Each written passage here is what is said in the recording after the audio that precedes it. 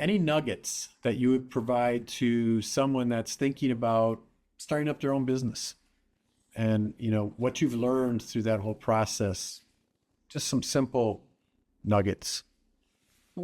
There's a couple of them. And one is draw your boundaries now, not when you're overworked.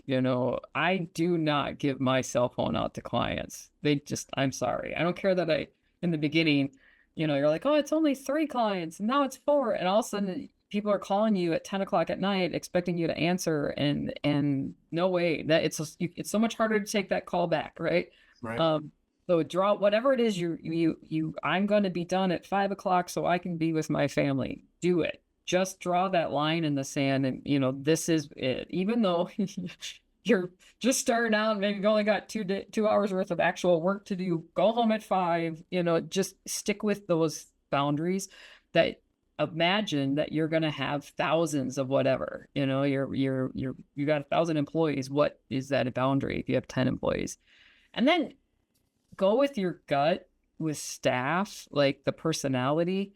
If somebody could come with all the skills, but if they don't jive with you, if they don't have the right fit with your culture, with your personality, just go with your gut and say, I'd rather train somebody with the right personality than take somebody who in theory knows their stuff, but doesn't have the right fit for my culture. I've made that mistake. I hired somebody because I'm like, well, I really need something. I shouldn't have hired her. It was not a good fit for her or me, and so definitely kind of go with your gut. But on the other hand, no, you're going to have staff that you may not get along with to start with. There might be that day. Is it them or is it us? Right? We have to learn when we have to let go.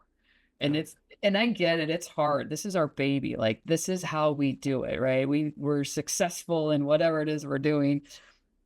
So they have to do it the way we do it because it's successful, but it's successful because it's the way I do it. Go back to what's the end result? What is it that needs to be done? Show them how I do it. And as long as the end result is done, I have to let them do it. Mm-hmm. If they don't enter it in the data in the exact same way I do into the CRM, who cares, right? It doesn't need to be done my way, as long as when I go to the CRM, the information's there. Yeah. So, and it's hard when you're so passionate about something and you just like want to have them do it your way.